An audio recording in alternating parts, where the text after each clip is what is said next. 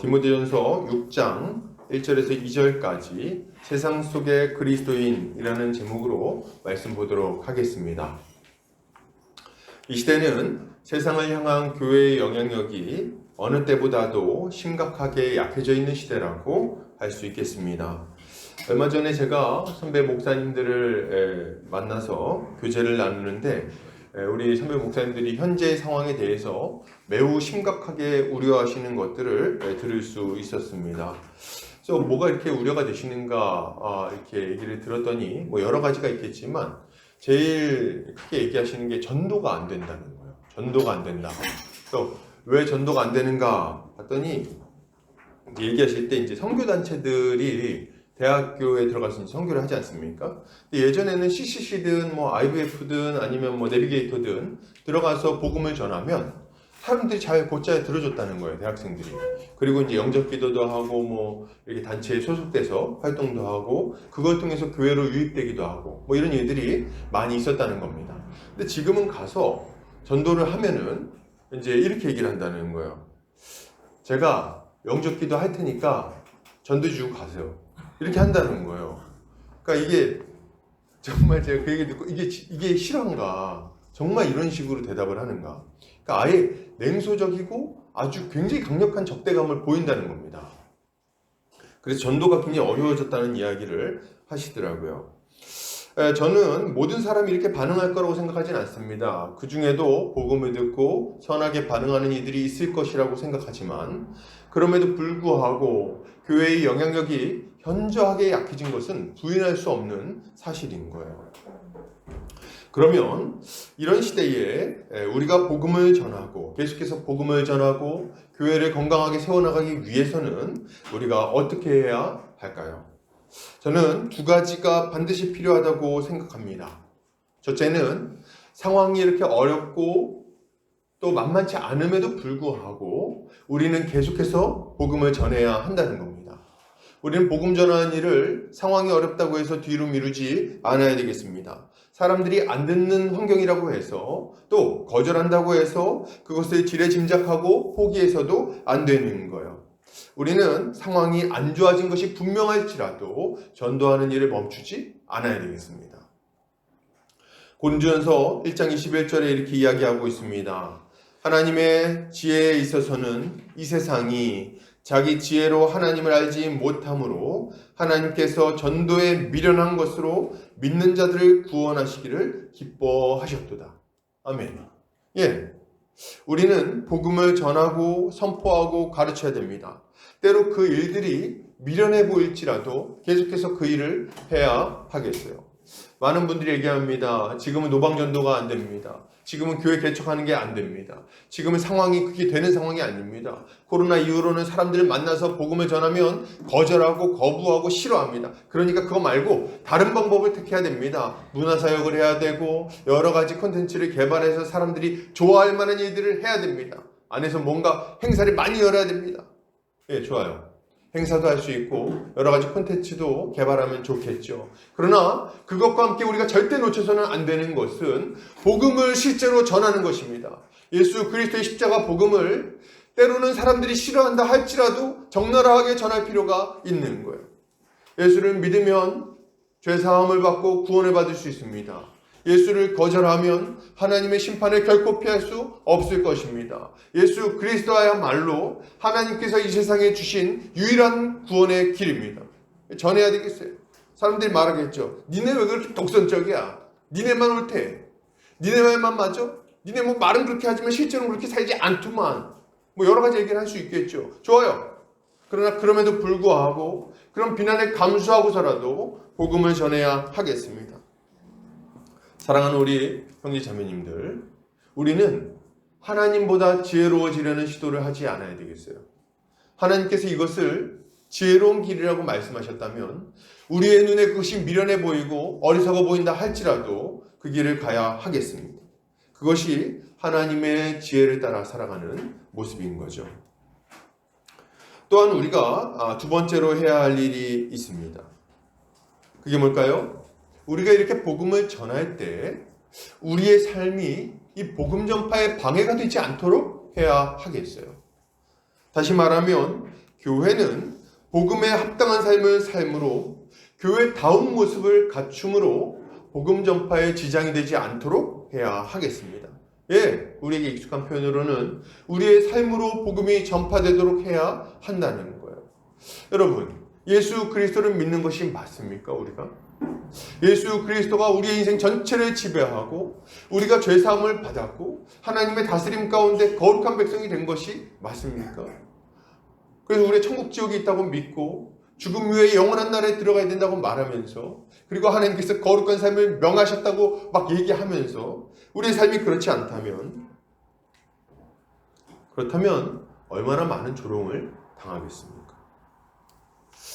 교회가 서로 사랑하며 거룩한 삶을 살아갈 때 세상은 우리의 말에 귀를 기울이게 되어 있는 거예요.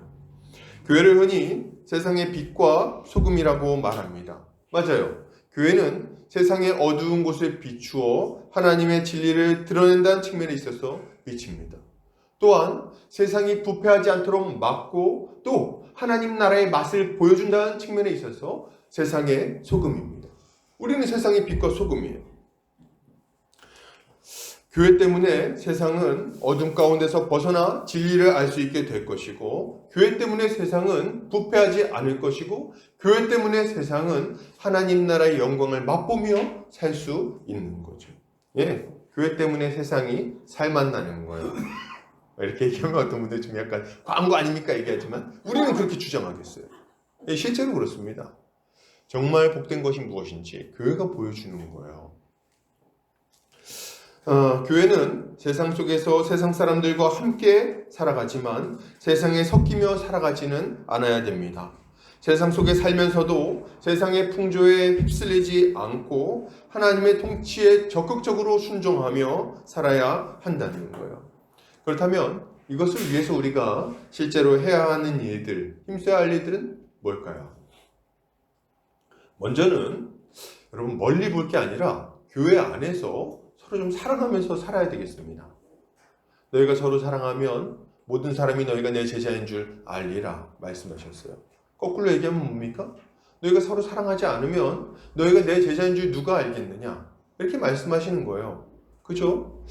교회를 왔더니 이렇게 막 아주 그냥 서로 죽지 못해 막 약간 말이 어떻게 잘해야 될 텐데 서로 막 죽고 못 살아. 너무 좋아가지고 그냥 가지고 있는 거 다 갖다 내어주고 섬기고 어떻게 하면 좀 상대방을 좀 잘 될 수 있게 할까 고민하고 말이죠.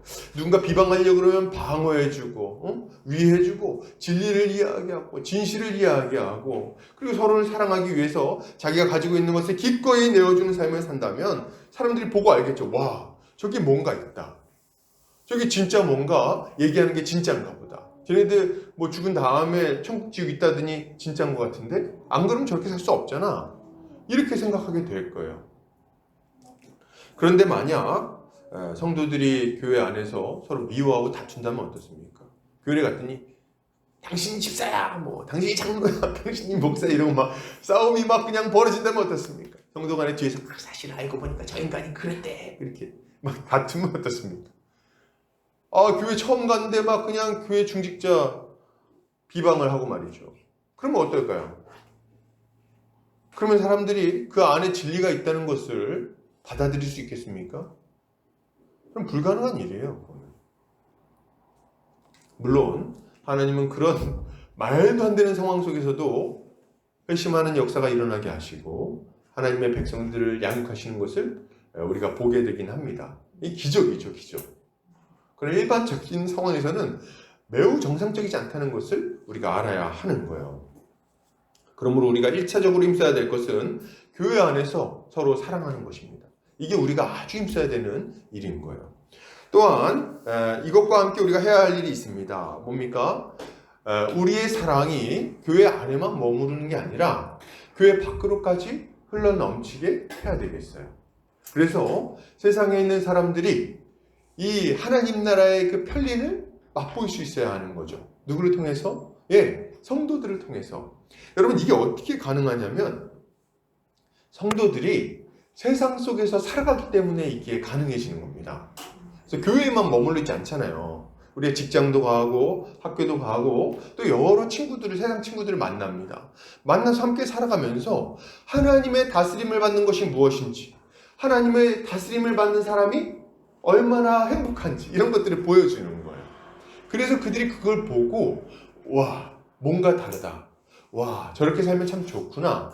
이 친구가 내 친구라 참 좋다. 이런 느낌을 받게 되는 거죠. 그렇게 하면서 자연스럽게 하나님의 사랑이 세상으로 전해지게 되는 것입니다. 이거는 아주 당연한 얘기예요. 생각해 보면. 왜냐하면 교회 안에서 훌륭한 사람은 세상에서도 훌륭하기 때문에 그렇습니다. 그렇죠? 그래서 교회 안에서 어떤 인격을 갖추고 어떤 사랑의 삶을, 섬김의 삶을 사는 사람이 세상에서는 갑자기 막 돌변해갖고 엉터리의 삶을 살지 않는다는 거예요. 사람은 통일성이 있는 존재죠. 그래서 교회 안에서 좀 괜찮다면 밖에서도 괜찮을 거예요. 교회 안에서 뭔가 변화되어 사랑하는 삶을 살아가고 있다면 세상에서도 그게 흘러나올 겁니다. 자연스럽게. 그렇지 않습니까? 그렇게 되므로 이 복음이 자연스럽게 사람들에게 영향을 끼치게 되는 거죠. 그래서 교회 안에서는 막 인격자인데 밖에서는 막 거짓말쟁이의 무례한 이런 것들은 이제 말이 안 되는 얘기라는 겁니다. 근데 이제 안타깝게도 가끔 그런 소식을 우리가 듣게 돼요. 가끔, 그죠?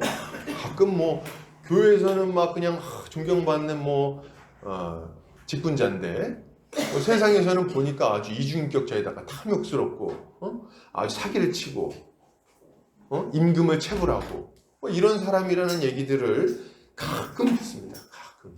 아주 가끔. 아주 가끔 듣죠. 제가 왜 아주 가끔이라고 그러냐면 실제로는 빈번하게 들어요. 근데 한번 생각해 보세요. 우리가 듣는 거는 미디어 매체를 통해서 듣는 겁니다. 왜 대한민국에 교회가 몇 개나 있습니까? 수십만 개의 교회가 있어요.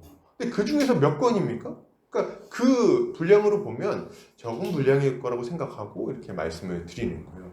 실제로 저는 교회 안에 신실한 분들이 많다고 생각합니다. 정 보이지 않는 곳에서 충성스럽게 사는 분들이 있어요. 자기의 삶을 내어주어서 저 죽어가는 영혼들을 살리고자 하는 분들이 있습니다. 저 오지에 가서 한 번도 얼굴 보지 못했던 사람들을 위해서 인생을 드리는 분들이 있습니다. 왜 없겠어요?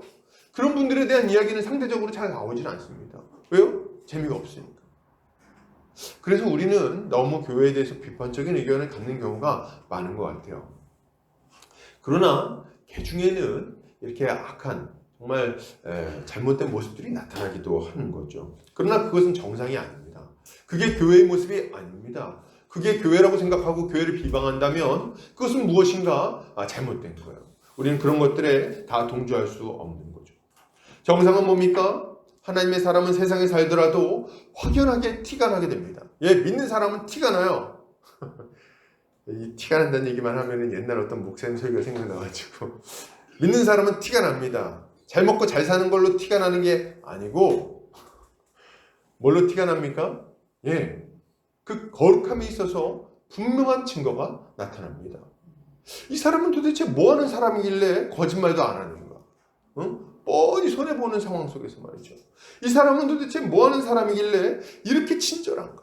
분명히 손해보는 상황인데 왜 그걸 양보하는가? 도대체 나한테 뭐 받아먹을 게 없는데 왜 그렇게 섬기고 베푸는가 말이죠. 이런 것으로 하나님의 사랑을 드러내며 믿음의 티를 내는 것입니다. 우리의 인내와 섬김이 그리스도를 드러내게 되는 거죠. 이것은 먼저 교회 안에서 나타나야 하는 모습이지만 교회 안에서만 나타나는 모습은 아닙니다. 우리는 그런 존재가 되었기에 세상에서도 자연스럽게 이런 모습이 흘러나오게 되는 거예요. 교회에서 진실한 사람은 세상에서도 진실하고 성실해요. 그래서 이런 성도들의 모습을 보고 세상 사람들이 하나님께 영광을 돌리게 되는 것입니다. 그러므로 우리는 오늘 본문을 통해서 성도들이 이 세상을 살아갈 때 마땅히 가져야 되는 모습이 무엇인가 주의 깊게 살펴보고 우리의 삶에 적용해야 하겠습니다. 오늘 본문을 통해서 우리의 삶을 점검하는 우리 성도님들 되시길 바랍니다. 자, 우리 한번 그럼 본격적으로 본문을 살펴보겠습니다. 오늘 본문은 이렇게 시작합니다. 1절 무릇 멍에 아래 있는 종들은 자기 상전들을 범사에 마땅히 공경할 자로 알지니 이는 하나님의 이름과 교훈으로 비방을 받지 않게 하려 함이라. 아멘. 우리가 먼저 주목해야 될 부분은 이 교훈의 대상이 누구인가 하는 점입니다. 이 교훈의 대상이 누굽니까? 멍에 아래 있는 자들입니다. 멍에 아래 있는 종들. 멍에 아래 있는 종들은 당시 노예 신분을 가지고 있던 사람들을 의미합니다. 노예들에게 지금 이 명령을 주고 있는 거예요. 사실 우리 입장에서는 그렇구나, 사회 각계각층에게 지금 이렇게 메시지를 주는구나 쉽게 받아들이지만, 당시의 분위기 속에서는 이거는 굉장히 파격적인 일입니다. 왜냐하면 노예는 물건 취급을 받았거든요. 사람이 아니었어요. 그렇기 때문에 어떤 한 개인의 소유물로 취급받고 있는 이 노예들을 대상으로 해서 어떤 교훈을 준다는 것은 당시로서는 정말 파격적인 일이라고 할 수 있는 거죠. 당시 기독교인들 중에는 다양한 계층이 섞여 있었습니다. 그 중에는 왕족이나 귀족들, 귀부인들 뿐만 아니라 부두 노동자나 시장 상인들, 노예와 같은 사회 하층민들까지 광범위하게 포함되어 있었어요. 근데 사도 바울은 그 중에서 특별히 노예 계층에 있는 사람들에게 상전들을 공경해야 한다고 교훈하고 있는 것입니다. 물론 이것은 노예 제도를 옹호하는 가르침이라고 보면 안 되겠어요. 그런 가르침은 아닙니다. 그래서 이런 불합리, 이런 잘못된 사회의 제도를 긍정하고 그렇게 사는 것이 옳다고 말하는 것은 아닙니다. 분명히 말씀드리지만 노예 제도는 반기독교적인 제도이고 반드시 철폐되어야만 하는 악습이라고 할 수 있는 거예요. 그것을 받아들일 수 없죠. 어떤 이들은 사도 바울이 이런 본문들을 보고 사도 바울이 노예 제도를 긍정하고 또 옹호했다고 이렇게 주장하기도 하는데, 이것은 분명 과한 주장이라고 할 수 있습니다. 사도 바울이 만약 노예 제도를 긍정하고 인정했다면 로마 시민이었던 바울이 노예들에게 복음을 전했을 리가 없어요. 그렇게 할 필요가 없습니다. 물건에게 무슨 복음을 전합니까? 그리고 또 이렇게 따로 교훈을 줄 필요도 없습니다. 그들은 교훈이 필요 없어요. 만약 노예 제도를 긍정하는 인물이었다면. 그리고 한 장소에서 예배하는 것을 허락했을 리가 없겠죠. 당신이 다 섞여서 예배를 드렸거든요. 성찬식도 같이 하고. 그러니까 이게 그거를 허락했을 리가 없는 거죠. 그러니까 이런 여러 가지 것들을 볼 때 사도 바울이 노예 제도를 긍정했다고 이야기하는 것은 정말 무지한 이야기라고 할 수 있는 것입니다. 사도 바울이 노예제를 없애기 위해서 직접적으로 싸우지 않았고 혹은 싸우라고 가르치지는 않았지만, 사도 바울은 모든 사람들에게 복음을 전함으로 노예제도를 근본에서부터 무너뜨려 버렸습니다. 무슨 말입니까? 예수 그리스도의 십자가 복음을 제대로 배운 사람들은 그를 믿는 모든 자들이 예수 그리스도 안에서 한 몸 한 가족이 된다는 것을 알게 돼요. 그리고 실제로 한 몸 한 가족으로 살기 시작합니다. 근데 그 대상에 누가 있는 겁니까? 나는 왕족인데 누가 내 형제가 됐다는 거예요? 저 노예가, 저기서 발 닦는 물을 준비하고 있는 노예가, 저기서 말 털 관리하고 말 배설물 치우고 있는 저 노예가 내 형제가 되었다는 것을 알게 되는 것입니다. 그러니 어떻게 되겠어요? 이 노예 제도가 존속하기가 어려워지는 거예요. 이 복음을 전파한다는 것은 굉장히 좀 방관자적인 태도로 보일 수 있지만, 실제로는 이 모든 사단의 도구들을 무너뜨리는 하나님의 강력한 무기가 되어서 이 제도들을 철폐시키게 되는 것입니다. 복음은 사단의 모든 악한 창작물들을 무너뜨리는 하나님의 무기인 거예요. 실제로 바울은 빌레몬서를 통해서 노예였던 오네시모를 풀어줄 것을 그의 주인인 빌레몬에게 요청하기도 했습니다. 빌레몬서가 이제 그런 내용이에요. 빌레몬서 1장 10절에서 12절 같이 한번 읽어볼까요? 시작. 갇힌 중에서 낳은 아들 오네시모를 위하여 내게 간구하노라. 그가 전에는 내게 무익하였으나 이제는 나와 내게 유익함으로 내게 그를 돌려보내노니 그는 내 신복이라. 아멘. 그래서 이 사도 바울이 빌레몬이 주인이에요. 그래서 이 오네시모를 좀 이렇게 풀어서 다시 나에게 좀 보내달라. 오네시모가 탈주 노예였던 것 같습니다. 근데 이제 만났어요. 만나가지고 회심해서 이제 신자가 된 거죠. 그래서 오네시모 사정을 듣고 나서 빌레몬에게 다시 보냅니다. 보내면서 편지를 들려보낸 거예요. 그게 뭐냐? 빌레몬서입니다. 이 보내가지고 이 사람이 지금 전에는 노예였지만 이제는 예수 그리스도 안에서 한 형제가 되었으니 이제 그를 좀 자유롭게 놓아달라 이렇게 요청하는 거죠. 그러면서 이제 사도 바울이 별 얘기를 다 하는데 내가 이거를 억지로 얘기할 수 있지만 그냥 네 자유대로 할 수 있도록 그냥 내가 권한다. 근데 진짜 오네시모가 너한테 혹시 빚진 게 있으면 내가 다 갚겠다. 나한테로 돌려. 그런데 나는 네가 빚진 거에 대해서 아무 얘기도 안 했어. 이렇게 막 이야기를 합니다. 이 사도 바울이 굉장히 지혜롭고 강력하게 권면하는 것을 볼 수가 있죠. 그렇게 하면서 이 오네시모라는 노예가 자유롭게 풀려나서 하나님의 사람이 되고 한 형제 자매로서 받아들여지도록 이렇게 하는 것을 우리가 볼 수 있는 거예요. 그리고 바울은 에베소서에서도 하늘에 상전이 계시다는 것을 언급하면서 모든 사람이 평등하다는 것을 알려주었습니다. 에베소 6장 9절 상전들아 너희도 그들에게 이와 같이 하고 위협을 그치라. 이는 그들과 너희의 상전이 하늘에 계시고 그에게는 사람을 외모로 취하는 일이 없는 줄 너희가 알미라. 아멘. 사도 바울은 이제 이 노예들이나 상전들이나 이 모두의 하늘 상전이 계시다는 것을 다시금 알려줌으로써 이들이 서로 평등한 관계라는 것을 깨닫게 하시는 거예요. 이뿐 아니라 사도 바울은 에베소에서 예수 그리스도께서 십자가로 우리 사이의 모든 막힌담을 허물어뜨려 버리셨다는 것을 알려주었고 우리를 한 세상으로 만들어서 함께 살아가게 만드셨다는 것을 알려주기도 했습니다. 그는 우리가 한 성령을 받아 하나님을 아버지로 둔 그의 권속이 되었으며 하나님 나라의 시민권자로서 함께 살아가게 되었다고 가르쳤죠. 이처럼 복음은 노예제도의 근간을 무너뜨리는 사상이었고 실제로 역사를 보면 이런 사상의 근거에서 이 노예제도가 무너지고 노예 해방이 일어나는 것을 우리가 보게 됩니다. 근데 여러분 제가 이 얘기를 왜 하냐면 그럼에도 불구하고 이것이 분명히 악습이고 철폐되어야만 하는 어떤 제도임에도 불구하고 사도 바울이 그것과 싸우라고 이야기하고 있지 않다는 점을 말씀드리는 거예요. 여러분 사도 바울은 노예제도와 싸우라고 말하지 않습니다. 도리어 상전들에게 순종하라고 이야기를 하고 있어요. 도대체 사도 바울은 이것이 악습이라는 것을 알고 있었음에도 불구하고 존재적으로 우리가 더 이상 그렇게 구분될 수 없다는 것을 분명히 알고 있었음에도 불구하고 왜 사도 바울은 그냥 현재의 처지에서 그렇게 잘 섬기라는 이야기를 하고 있는 걸까요? 그 이유는 분명합니다. 사도 바울은 노예 제도를 당장 없애지 않더라도 그들이 존귀한 하나님의 백성으로 살 수 있으며 교회 안에서 하나님 나라의 복을 충만하게 누릴 수 있다고 생각했기 때문입니다. 그리고 그런 삶을 살아가는 가운데 주님이 맡긴 사명도 효과적으로 감당할 수 있다고 생각을 했어요. 이 복음은 칼을 통해서 전파되는 게 아니라는 것을 분명히 알았고 오히려 십자가를 통해서 전파된다는 것을 사도 바울은 알았습니다.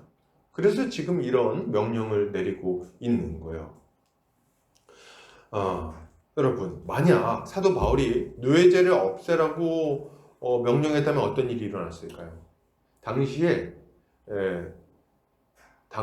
그 로마 제국에는 로마 그 시민들만큼의 노예들이 있었어요. 더 많은 노예들이 있었어요.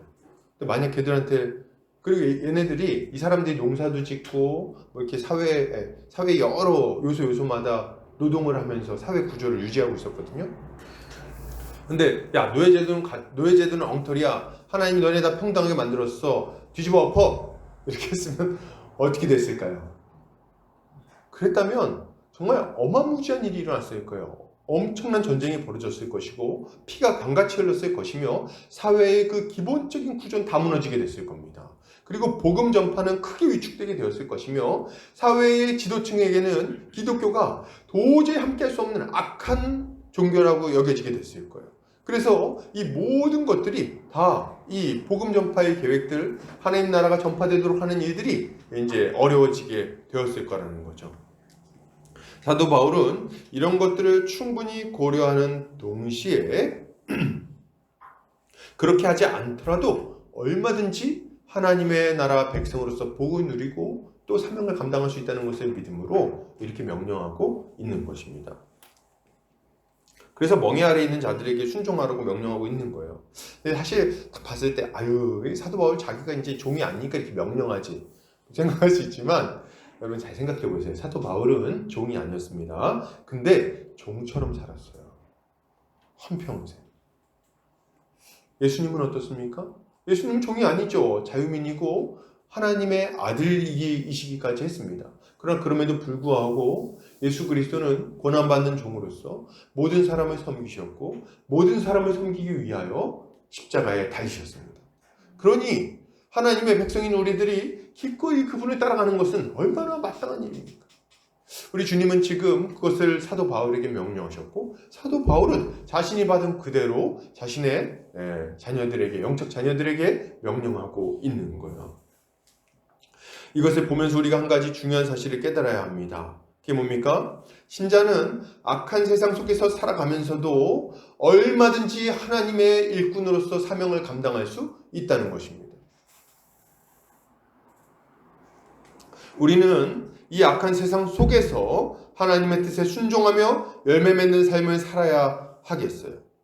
세상이 악하다고, 세상이 엉망이라고 불평불만하며 한탄만 하는 삶을 살아가지 않아야 되겠습니다. 그것은 신자의 삶이 아니에요. 어떤 사람들은 지금 그냥 눈에 보이는 여러 상황들을 탓하면서 국가가 이 모양이라서, 혹은 사회가 지금 뭔가 지금 부족해서, 사회 구조가 악하기 때문에 이런 현실을 바꾸지 않으면 하나님의 뜻대로 살 수 없을 것처럼 이야기하기도 합니다. 그렇게 생각해요. 혹은 자신이 경제적으로 어렵고 지금 자신의 환경이 어려우니까 지금 당장은 하나님의 뜻대로 살 수 없다고 이야기하기도 합니다.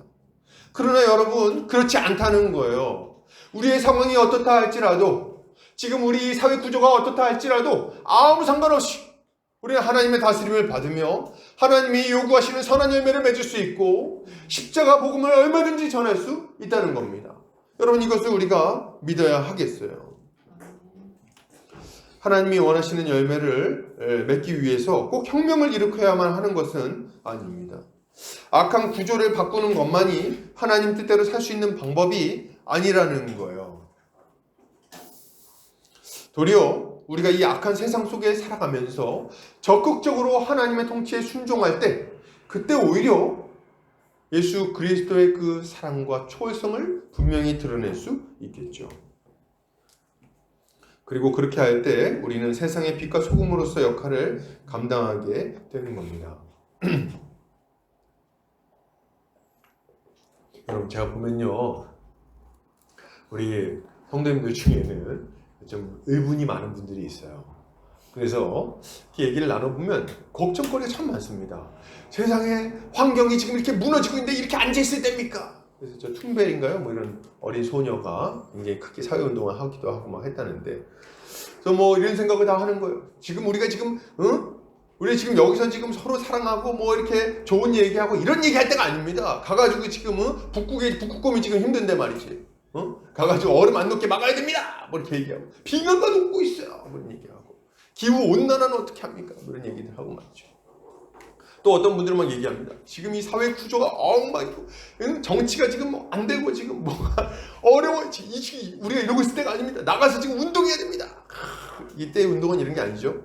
아주 막 해야 됩니다. 막 얘기하기도 하고, 지금 이스라엘은 지금 하마스는 전쟁이 벌어졌으며 우크라이나는 지금 어렵고 어떻게 좀 우리가 해야 되는 거 아닙니까? 뭐 할 거예요 지금? 그래서 그런 얘기를 하면서 이런 것에 관심을 다 쏟고, 지금 우리가 일상 속에서 어떻게 살아내야 되는지는 전혀 관심을 갖지 않는 경우가 많이 있는 것 같아요. 여러분, 이런 어리석은 모습을 버리셔야 됩니다. 물론 우리 이런 것에 대한 관심도 어느 정도 가져야 되겠죠. 환경도 좀 보호해야 하고, 그렇게 열심히 운동하시는 분들에 대해서는 우리가 존중하고 그 애들을 좀 도울 필요가 있을지 모르겠어요. 그죠? 사회적으로도 목소리를 내야 하고 세계 평화를 기원하며 기도하는 것도 필요할 것입니다. 그런 것들이 다 무용하다는 이야기라는 건 아니에요. 그런데 정도가 있는 겁니다. 정도가 있는 거예요. 실제 우리의 삶 속에서 하나님의 다스림에 불순종하는 가운데 있는데 어떻게 이 거대한 일들을 감당할 수 있겠냐는 겁니다. 예전에 어떤 분이 제가 유튜브에 이렇게 얘기하더라고요. 지금 환경오염 문제 얘기하기 전에 아침에 일어나서 이불이나 좀 개시기 바랍니다. 이불도 안 개면서 집 정리도 안 하면서 걸레질도 안 하면서 무슨 환경오염 이야기를 합니까? 이렇게 얘기를 하는 걸 봤어요. 굉장히 적절한 이야기 아닙니까? 저는 작은 일에 충성하지 못하면서 어떻게 큰 일들을 감당할 수 있다고 말하는지 알 수가 없습니다. 지금 당장 옆에 있는 형제 자매들, 눈에 보이는 옆에 있는 형제 자매들에게 커피 한 잔 사주지 않는데 무슨 아프리카에 굶어 죽어가고 있는 아이들을 이야기할 수 있겠습니까? 저는 그 기근 가운데 있는 아이들 도와야 된다고 생각합니다. 그런데 지금 당장 옆에 있는 사람들하고 싸우고 있잖아요. 말도 안 섞고 있는 거 아닙니까? 미워하고 비방하고 말이죠. 하나님의 뜻이 우리의 삶 가운데 전혀 이루어지고 있지 않는데 어떻게 이 세상 가운데 하나님의 뜻이 이루어지도록 만들겠냐는 거예요. 그건 불가능한 일입니다. 그런 어리석은 생각들에서 빨리 벗어나야 되겠어요. 세계 기후를 걱정하고 동성애를 걱정하고 이슬람을 걱정하면서 정작 형제 자매들과는 그렇게 다투고 있습니까? 그렇게 내 삶 속에서는 죄 가운데 거하는 것을 아무렇지도 않게 여긴다는 거예요? 그렇게 어떻게 하나님의 일들을 감당할 수 있겠습니까? 우리가 먼저 해야 할 일들이 있는 거예요. 여러분, 우리가 힘써야 할 일들이 있습니다. 지금 당장. 그게 뭡니까? 우리의 생각과 우리의 말과 우리의 행동과 우리의 습관이 바뀌도록 해야 되겠습니다. 복음에 합당한 모습으로 바꿔나가야 되겠어요. 우리의 가정에서, 우리의 직장에서 하나님의 말씀에 순종해야 되겠습니다. 이 일들이 이루어지지 않으면 그 다음 단계는 우리가 꿈꾸기 어려울 거예요. 이것이 우리가 먼저 관심을 가지고 힘써야 할 일들인 거죠. 그리고 여기서부터 좀 확장되어 나가는 거예요. 우리는 우리가 현재 하고 있는 일들을 성실하고 충성스럽게 감당해야 하겠습니다.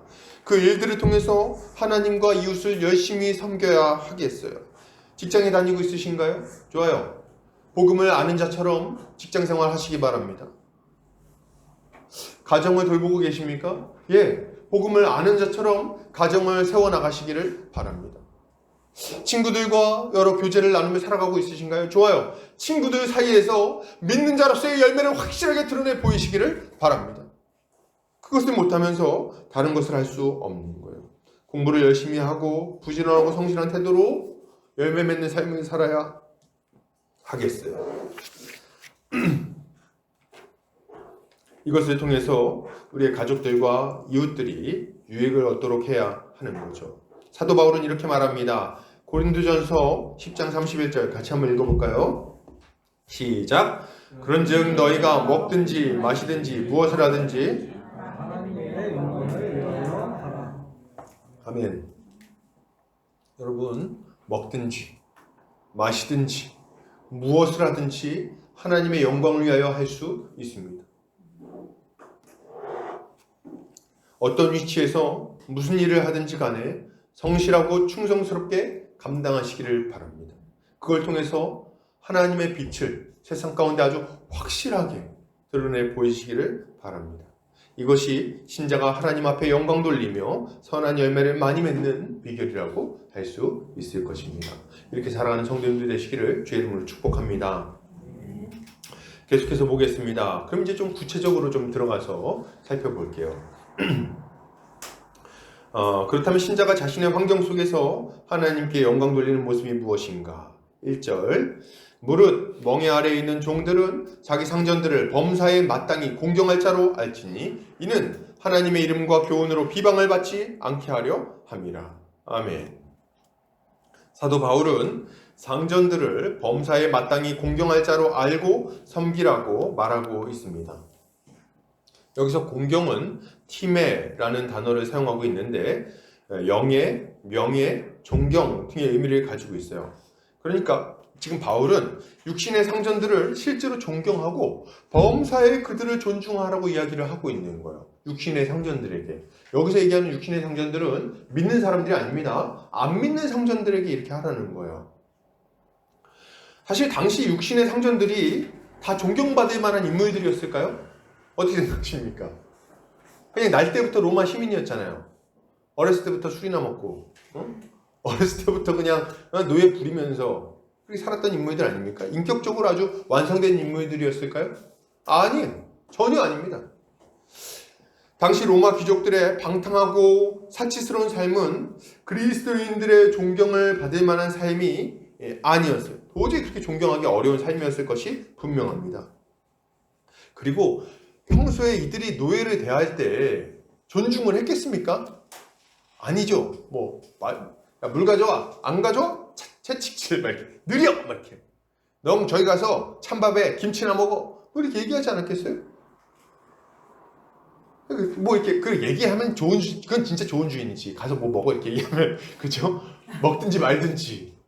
밤새도록 그냥 밭에 나가서 일하고 들어오면 야, 밥 차려. 이렇게 해서 밥 얻어 먹고 가서 씻을 물 준비해.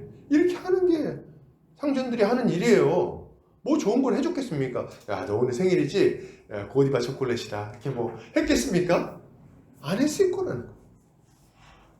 존경받을 만한 구석이 없는 거죠.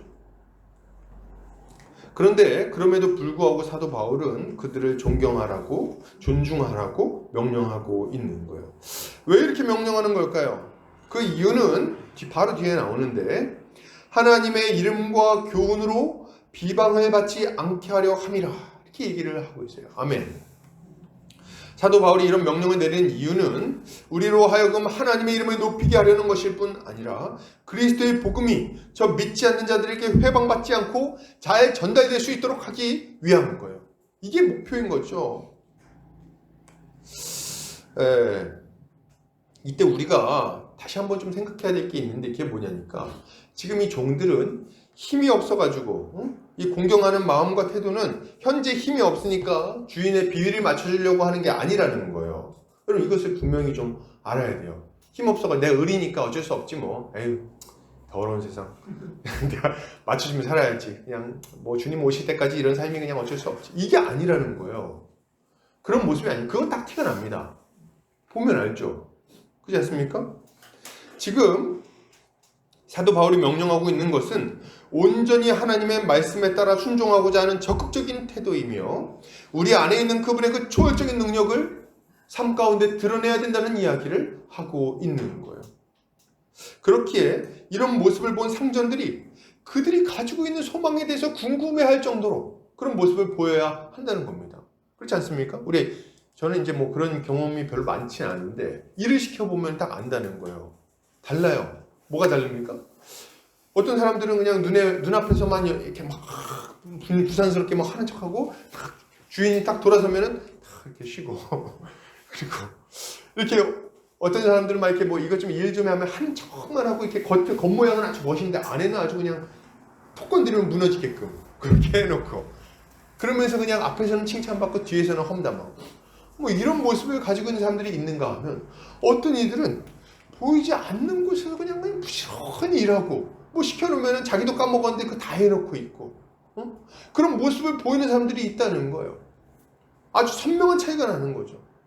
아무도 인정해주지 않고 아무도 알아주지 않고 아무도 그렇게 시키지도 않았는데 그런 적극적인 모습을 보이는 이들이 있다는 겁니다. 근데 그러다가 어쩌다가 이제 갔더니 그런 모습이 보이는 거죠. 제가 이제 이번에 노예 목사님들을 만나가지고 교제를 나누는데 은퇴하실 때가 되신 어떤 목사님이 후임자로 젊은 목사님을 이렇게 예정을 하셨어요. 이제 그 부목사로 계시던 분인데 이제 다음번 이제 위임 받으실 분으로 이렇게 준비를 하셨다는 거예요. 어떻게 이렇게 되셨나요? 이렇게 얘기를 나누게 됐어요. 근데 이분이 하시는 말씀이 자기가 이 친구가 나만큼 교회를 사랑한다는 생각을 해서 이렇게 이런 어떤 과정을 밟게 됐다. 이렇게 얘기를 하시더라고요. 근데 이유가 뭔가 했더니 비가 막 왔대요. 비가 막 오는데 교회에 비가 샌 거예요. 근데 이제 교회가 오래된 건물이라서 비가 셀 수 있지 않습니까? 그래서 이 목사님이 비가 막 오는데 교회에 비 새는 거 아닌가? 그러고 이렇게 갔다는 거예요. 평소에 잘 안 가는데 저녁에 갈 일이 없는데 밤에 갔는데 불이 켜져 있더라는 겁니다. 그래서 가서 딱 봤더니 이 전도사님이 거기 가가지고 아무도 없는데 그 대야를 물 새는 곳마다 대야를 맞춰놓고 물걸레질 하면서 그거를 다 닦고 있었다는 거예요.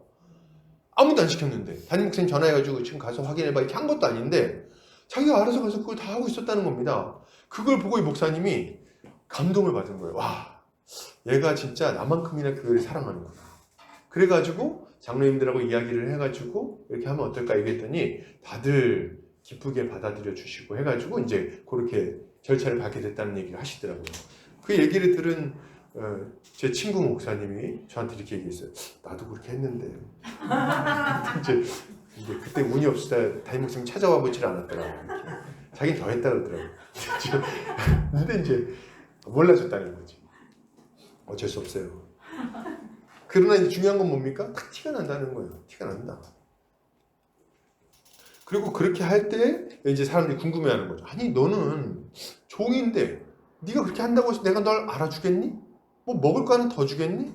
네가 그렇게 열심히 한다고 해서 내가 널 뭐 노예에서 풀어주겠니? 아닌데 너 왜 그러는 거야? 너 다른 애들 다 저기 가서 낮잠 자고 있는데 왜 가가지고 집 청소하고 있는 거야? 혼자 물걸레질하고. 이유가 뭐야? 이렇게 물어볼 날이 있을 거라는 거죠. 그때 대답을 어떻게 하겠습니까? 얘기하지 않겠습니까? 예, 저는 주인님을 섬기는 것이 하나님이 저에게 맡겨주신 일이라고 생각하고 우리 하나님께서 사람은 보지 않지만 하나님께서 저의 삶을 보고 있으시기에 저는 기쁜 마음으로 이 일을 합니다. 이 생의 삶이 끝나고 나면 저는 영원한 나라에서 이 땅에서의 충성된 삶에 대해서 평가받을 것이고 하나님께 상을 받을 것입니다. 그러니 제가 어떻게 대충 살 수 있겠습니까? 이렇게 얘기할 때 그냥 그 주인이 아 그래? 이렇게 하지 않겠습니까? 물론 오버한다 이렇게 하면서 때릴 수도 있겠지만 그렇지만 이게 얼마나 좋은 기회입니까? 하나님의 살아계심을 드러낼 만한 얼마나 좋은 기회냐는 거예요. 그러니 이 기회를 통해서 그들이 하나님께 나오게 되는 거죠. 그러면 좀 구체적으로 종들이 가져야 될 모습은 무엇이었을까요? 본문에서는 범사에 마땅히 공경할 자로 알아라 이렇게 이야기를 하고 있는데 그 실제적인 모습은 디도서 2장에 보면 좀 더 구체적으로 나오고 있습니다. 한번 볼까요? 디도서 2장 9절 10절입니다. 같이 읽을게요. 자, 시작. 종들은 자기 상전들에게 범사에 순종하여 기쁘게 하고 거슬러 말하지 말며 훔치지 말고 오히려 모든 참된 신실성을 나타내게 하라. 이는 범사의 우리 구주 하나님의 교훈을 빛나게 하려 함이라. 아멘. 여기서 종들이 상전을 공경하는 모습은 범사에 순종하여 기쁘게 하는 것이고요. 거슬러 말하지 않는 겁니다. 거슬러 말하지 않는 거예요. 그러니까 주인이 야, 가 청소해. 그러면은 신속하고 정확하게 청소를 해야 한다는 거예요. 야, 밭일해. 신속하고 정확하게 밭일을 해야 하는 거죠. 토달지 않고. 야, 너 밭일하고 왔어? 밥 차려. 이때 거슬러 말하지 않는다는 거예요. 주인님, 제가 아무리 노예지만 너무한 거 아닙니까? 제가 지금 밭일하고 왔는데 찬밥 한 덩이 주지도 않고 말이지. 이게 인권이 보장되는 겁니까? 이렇게 얘기하지 말라는 거예요. 거슬러 말하지 마라. 그리고 순종해라. 우리는 이것이 당시의 노예들에게만 해당되는 명령이 아니라 지금 이 시대 우리에게도 동일하게 주어진 명령이라는 것을 아시기 바랍니다. 알아야 되는 거예요. 우리도 직장이나 학교의 상급자들의 말에 순종함으로 그들의 마음을 기쁘게 해야 하겠습니다. 우리가 노예는 아니지만 기꺼이 종으로서 예수 그리스도의 종이자 하나님의 종으로서 우리 이웃들의 발을 씻겨주어야 하겠습니다. 우리도 이렇게 섬겨야 되겠어요. 거슬러 말하지 않아야 되겠어요. 제가 최근에 들은 이야기 중에 좀 답답한 이야기가 하나 있었습니다. 이게 좀 이렇게 다 그렇다고 오해할까봐 좀 걱정이 되는데, 제가 이제 우리 이렇게 목사님들하고 얘기를 하다 보니까 최근 전도사님들의 동향에 대해서 얘기 들을 기회가 있었어요. 근데 전도사님들을 교회에서 부교육자를 이렇게 뽑으면은 굉장히 답답하다는 거예요. 그래서 뭐가 그렇게 답답한데요? 이렇게 여쭤봤더니 하시는 말씀이 예전 이렇게 가서 이제 전도사님한테 부교육자 아닙니까? 이제 부서 사역자죠. 유초등부나 중고등부를 맡아서 이렇게 일을 하는데 우리 전사님이 가서 이거 좀 차 운전 좀 해요. 이렇게 운전 좀 해줘요. 이렇게 얘기를 하면은 답변이 이렇다는 거. 그거 제 일이 아닌데요. 이렇게 얘기를 한다는 거예요. 그건 제 일이 아닌데요. 너무 황당해가지고. 아니 할 수 있잖아요. 할 수 있는 거 아닙니까? 운전도 하고. 그래서 가서 이렇게 좀 여기 청소 좀 한번 해줘요. 그거 꼭 제가 해야 됩니까? 뭐 이렇게 얘기를 한다는 거예요. 그래서 쓰레기통 좀 비워주세요. 제가 꼭 성도들도 많은데 뭐 이렇게. 그래서 제가 너무 황당해가지고 그 얘기 듣고 아니 그러면은 내보내야 되는 거 아닌가요? 이렇게 물어봐요. 그 내보내야 되는 거 아닌가요? 그랬더니 이제 못 내보낸다는 거예요. 이유가 뭐냐니까 지금 일단 목회자 숫자가 너무 줄어들어서 전도사님들이 별로 없답니다. 그 전도사님들이 사역을 잘 안 한다는 거예요. 알바를 한대요. 왜냐하면 이제 전도사 사례비가 너무 없어가지고 그 하는 일에 공부하면서 네, 이렇게 돈을 벌겠다. 알바하면 돈 벌면서 공부하겠다. 이렇게 하는 분들이 많다고 하더라고요. 그러면서 또 하나 하는 얘기가 전도사님들이 얼마 없는데 간신히 뽑아가지고 사역을 맡겨놓으면은 똑같다는 거예요, 다. 요새. 그래서 이 사람, 너 그렇게 했어? 나가! 이렇게 한 다음에 이제 새로 뽑았어. 똑같다는 거예요. 그래서 잘릴 수가 없다는 겁니다. 뽑기도 어려운데 다 비슷해가지고 어차피 똑같다. 이렇게 생각해서 담임 목사님들이 눈치를 보신다 그러더라고요. 야, 진짜 제가 얘기를 들을 때 참 기가 막혔어요. 이게 좀 약간 과장이 있는 거겠죠. 과장이 있을 거라고 생각하지만 그냥 나온 얘기는 아니라는 생각이 듭니다. 괜히 나온 말은 아닌 것 같아요. 그래서 내 권리를 꼬박꼬박 다 챙기려고 그러고 손해보지 않으려고 하는 모습을 이렇게 좀 그런 모습들이 이렇게 나타나는 게 아닌가 생각이 들어요. 진짜 저 때는 나 때는 이게 꼰대 같은데 저 때는 담임 목사님 한마디 하면요 진짜 그때는 진짜 꼼짝 못했습니다. 예, 의리기도 했지만 담임 목사님 우리 안전도사 저희 교회 예배당이 좀 지저분한데 이 목사님 그럼 제가 청소하겠습니다. 지금 운전할 사람이 없네. 제가 하겠습니다. 우리 돈가스 먹으러 가지. 예! 어디로 갈까요?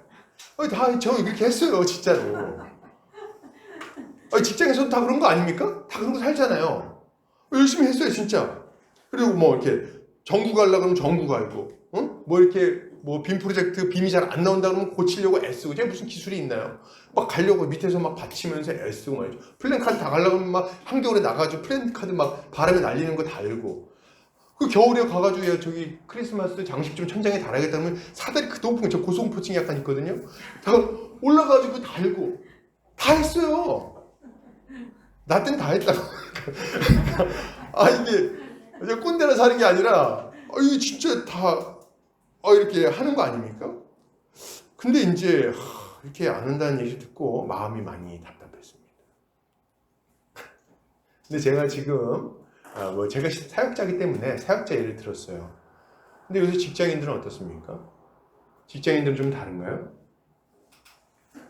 제가 이렇게 가끔 직장인들 얘기 들어보면 답답할 때가 많아요. 거기 더 답답해 제가 듣고 있으면. 요새 뭐 이렇게 약간 그 패러디처럼 나온 것 중에 이게 아이팟인가요? 이거 꽂고 근무를 한다고. 그래서 옆에서 우리 종현 씨 이거 뭐 좀 해줘 그러면 안 들린다는 거예요. 이거 끼고선 업무를 봐가지고 그래서 옆에 가가지고 종현 씨 해도 안 듣는다는 거예요. 뭐라 해도 이게 약간 패러디처럼 막 나오고 그러더라고요. 그리고 이제 막 뭐 먹을 거 주문하면은 하기 싫어가지고 가만히 있고 뭐 그런다는 얘기를 막 어디서 봤습니다. 직접 경험한 건 아니에요. 근데 이런 것들이 막 얼마나 많이 있을까요? 물론 불합리한 지시에 대해서는 잘 이야기해서 개선하는 것들도 필요하겠죠. 그러나 그럼에도 불구하고 여러분 신자는 기본적으로 순종하는 태도를 좀 가져야 되겠어요. 순종하는 태도. 거기서 거슬러 말하지 않으시기를 바랍니다. 그래서 꼭 들이받아야 되겠어요? 그래서 이렇게 종현 씨 가서 커피 한 잔 타다 줄래 했더니 아니 어떻게 저한테 커피 달라는 얘기 할 수 있습니까? 인간은 평등한데 제가 월급 더 받는 것도 아니고 말이죠. 월급 더 받으시니까 커피 타오시죠? 부장님한테 막 그렇죠. 이거 좀 적절하지 않다는 생각이 제가 듭니다. 물론 그렇게 다 하지 않겠죠. 신자는 윗사람이 무엇인가를 지시했을 때 웬만하면 잘 순종해야 하겠습니다. 이게 아주 자연스러운 일인 거예요. 왜요? 우리가 직급도 낮고 힘도 없으니까 그냥 숙여주는 건가요? 그렇지 않다는 거예요. 그런 얘기를 하는 게 아니에요. 우리는 힘이 없어서 숙이는 것이 아니라 그리스도의 사랑을 드러내고 그의 교훈이 빛나도록 하기 위해서 기꺼이 순종하는 모습을 갖는 것입니다. 근데 이제 이렇게 얘기를 하다 보면은 우리가 이제 궁금한 게 있어요. 아니 근데 목사님, 살다 보면은 정말 엉터리 같은 인간들이 있어요. 가서 뭐 말도 되지 않는 거 시키고 말이지, 시비 걸고 사람 짜증나게 하는 사람들이, 그런 상급자가 있는데 그래도 제가 순종해야 되나요? 그죠? 이렇게 물어볼 수 있겠죠. 베드로 전서에서 이렇게 이야기를 합니다. 같이 읽어볼까요? 자, 시작. 사환들아, 범사에 두려워함으로 주인들에게 순종하되 선하고 관용하는 자들에게만 아니라 또한 까다로운 자들에게도 그리하라. 아멘. 그러니까 지금 이제 이렇게 얘기를 하는 거예요. 우리가 신보가 못된 사람들 만났을 때, 그래가지고 우리를 참 힘들게 하고 피곤하게 하는 사람들 만났을 때, 그때 우리가 보여야 되는 태도는 한번 들이받아가지고 본때를 보여주는 게 아니라 그들에게도 순종함으로 하나님의 그 초월성을 보여줘야 된다는 이야기를 하고 있는 거예요. 특히 성품이 좋지 않아가지고 존경하기 힘든 사람들 보면은 맨날 그냥 아주 듣기가 아주 거북스러운 얘기들이나 하고 말이죠. 거짓말도 자주 하고 둘러대고 책임 안 지고 부하 직원들한테 자꾸 책임 돌리고 이런 사람도 있어요. 싫죠 진짜. 근데 그럼에도 불구하고 순종해야 한다는 거예요. 그렇게까지 해야 되나요? 예, 그렇게까지 해야 하는 겁니다. 왜요? 그리스도께서 우리를 위하여 십자가에 달리셨으니 우리도 그와 같이 십자가의 길을 걸어가는 것이 마땅한 것입니다. 우리의 혈기왕성한 자아를 십자가에 못 박고 그리스도와 함께 살아난 온유한 심령으로 상급자를 대해야 하겠습니다. 이렇게 할 때 우리 안에 계신 그리스도가 우리의 그 섬김을 통해서 아주 선명하고 뚜렷하게 드러나게 될 거예요. 여러분 이거를 좀 소망하시기 바랍니다. 그 순간에 딱 참잖아요. 그때 아는 거예요. 내가 죽었구나. 그리고 내 안에 그리스도가 살았구나. 지금 이렇게 온유하게 종현씨 커피 한 잔 타와 이렇게 할 때, 네 이렇게 할 때, 그리스도의 사랑이 지금 내 안에 숨쉬는구나. 이런 걸 이제 알 수 있는 거죠. 우리는 이것을 믿음으로 더더욱 그리스도의 사랑을 섬김의 모습을 통해서 드러내야 할 것입니다. 이렇게 하는 성령님들 되시기를 주의 이름으로 축복합니다. 계속해서 보겠습니다. 그렇다면 만약 믿는 이들이 상급자라면 그때는 또 어떤 태도를 보여야 할까요? 2절 믿는 상전이 있는 자들은 그 상전을 형제라고 가볍게 여기지 말고 더 잘 섬기게 하라. 이는 유익을 받는 자들이 믿는 자요 사랑을 받는 자임이라. 너는 이것들을 가르치고 권하라. 아멘. 사도 바울은 믿는 상전이 있을 때 그들을 형제라고 가볍게 여기지 말라고 명령합니다. 이것은 당시 교회에서 좀 많이 일어났던 일인 것 같아요. 그죠? 저는 이게 지금도 많이 일어나는 것 같아요. 제일 많이 일어나는 곳이 어딜까요? 교회일까요? 글쎄요, 교회일 수도 있는데, 지금 이제 보면은 이게 어떤 상황이냐면 이런 거예요. 노예잖아요, 노예. 노예니까 뭔가 예전에 잘못했으면은 채찍질 맞고, 매 맞고, 혹은 막 아주 심하게 혼나고, 뭐 이런 일들이 막 있었던 겁니다. 그래서 주인에게 억지로라도 잘할 수밖에 없었어요. 무서우니까. 잘못하면 막 맞지 않습니까? 죽을 수도 있어요. 그러니까 막 벌벌 떨면 두려워하면서 막 잘했어.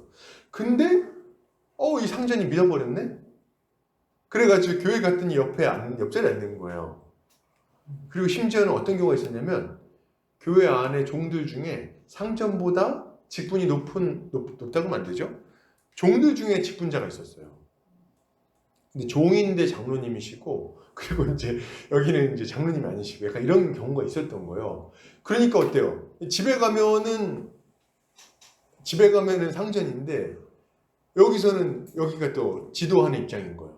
그러니까 이런 일이 막 발생하니까, 약간 이게 행동하기가 곤란한 상황들이 막 발생을 했던 거죠. 그래서 이제 이때 안 좋게 나오는 모습이 뭐였냐니까, 이제는 예전과 같은 관계가 아니니까 이제 집에 갔을 때, 상전을 대할 때 적당히 눈치 보면서 슬렁슬렁 이렇게 일을 한 거죠. 왜요? 같은 교인인데 험하게 대하면 교회에서 어떻게 되겠어요? 평판이 좋아질 수 있겠습니까? 안 되겠죠. 그리고 기본적으로 예수님을 믿기 때문에 형제에게 가혹하게 대하는 게 이제 어려워졌어요.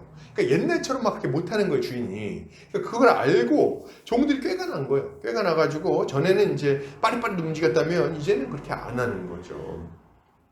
근데 우리도 이와 같은 일을 많이 겪습니다. 그래가지고 근데 이게 우리가 상급자인 경우도 있고 하급자인 경우도 있어요. 둘 다 있는 것 같아요. 근데 상급자인 경우는 이게 굉장히 불편합니다. 아시나요, 이거?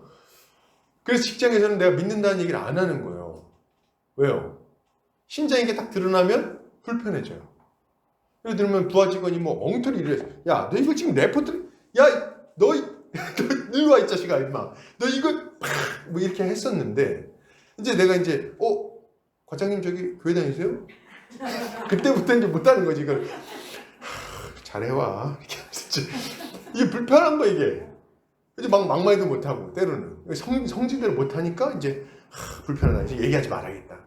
이렇게 얘기하는 경우, 이런 경우들이 좀 있습니다. 그리고 하급자들도 상급자가 이제 신자라는 걸 딱 알고, 심지어는 같은 교회를 막 다니는 큰 교회라서 이제 막까지 섞일 수 있죠. 저 청년부 지금 담당 부장님인가 알았어. 나는 이제 중고등부 담당이야. 알았어. 그래가지고 이제 이렇게 하는 경우들이 있는데 은근슬쩍 막 웃으면서 넘어가세요. 뭐 이렇게 하면서 이렇게 능글맞기 말이죠. 이렇게 하는 경우들이 막 발생을 하는 거예요. 실제로 이런 일이 얼마나 많습니까? 근데 사도 바울은 그렇게 하면 안 된다고 지금 엄하게 명령을 하고 있는 거예요. 절대로 그렇게 하지 마라.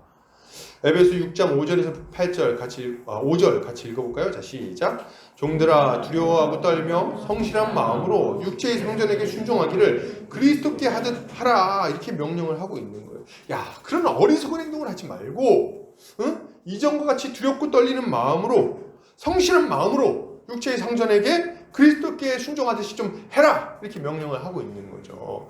그러면서 뭐라고 말하는 겁니까? 야, 네가 그렇게 할 때 전에는 무서워서 했지만 이제는 자발적으로 하는 것이 될 것이고 또 네가 그렇게 섬길 때 그 이득을 얻는 네가 누구야? 예전에는 그 무서운 상전이었다면 이제는 네 형제가 유익을 얻는 거 아니냐? 그러니 어떻게 예전처럼 이렇게 예전보다 더 잘하지 않을 수 있냐? 어떻게 예전보다 못할 수 있어? 그렇게 할 수 없는 거야. 최선을 다해서 이전보다 더 열심히, 더 성실하게, 더 사랑하는 마음으로, 더 진심으로 상급자를 섬겨야 한다. 이렇게 이야기를 하고 있는 거죠. 맞아요. 마태복음에서 주님은 이렇게 말씀하십니다. 마태복음 25장 40절 시작. 임금이 대답하여 이르시되 내가 진실로 너희에게 이르노니 너희가 여기 내 형제 중에 지극히 작은 자 하나에게 한 것이 곧 내게 한 것이니라 하시고. 아멘. 예, 지금 주님은 형제 중에 지극히 작은 자 하나에게 한 것이 곧 내게 한 것이라고 얘기하십니다. 여기서 작은 자라니까 일반적으로 좀 어려운 자, 보잘것없는 자들, 힘없는 자들을 의미하는 것으로 볼 수 있지만 이 안에는 상전들도 포함돼요. 그래서 그들이 하나님의 사람이라면 그들에게 순종하고 그들에게 복종함으로써 우리는 그리스도의 사랑을 전할 수 있는 것입니다. 그리고 그걸 통해서 그리스도를 섬길 수 있는 거죠. 이걸 우리가 알고 열심히 섬겨야 하는 거예요. 얼마나 좋습니까? 예전에는 막 억지로 두드려 맞으니까 어쩔 수 없이 했다고 한다면 이제는 섬길 때 그리스도를 섬길 수 있고 또 내 형제 자매를 섬길 수 있어요. 그러니까 일석이조, 일타쌍피. 얼마나 좋습니까? 그래서 이제는 내 원래 해야 될 일을 부득불 할 뿐 아니라 부득불 해야 될 일이에요. 할 뿐 아니라 형제를 동시에 그거 하면서 섬깁니다. 형제를 섬기고 그 하는 동시에 그리스도까지 섬길 수 있게 되었으니 이것이 얼마나 감사한 일입니까? 그러니 우리는 최선을 다해서 형제 자매들을 섬겨야 하는 거죠. 이것이 신자가 믿는 상급자들을 대할 때 기꺼이 가져야 되는 모습인 것입니다. 이렇게 이런 모습을 갖는 이런 태도로 열매 맺는 성도님들 되시기를 주의 이름으로 축복합니다. 결론을 드립니다. 여러분, 신자는 세상의 빛과 소금입니다. 세상을 비추고 맛을 내야 하겠어요. 이것을 위해서 우리는 복음을 전하고 거룩한 삶을 살아야 하겠습니다. 또한 우리는 이 땅에서 상급자를 잘 섬겨야 되겠어요. 이걸 위해서 공연히 악한 말로 비방하거나 다툴 것이 아니라 겸손한 태도로 순복함으로 하나님과 이웃을 기쁘게 해야 하겠습니다. 이것이 세상 속에서 살아가는 신자의 마땅한 모습이라고 할 수 있는 거예요. 한 주간도 주님의 은혜 가운데 승리하며 열매 맺는 모든 성도님들 되시기를 주의 이름으로 축복합니다. 같이 기도하겠습니다.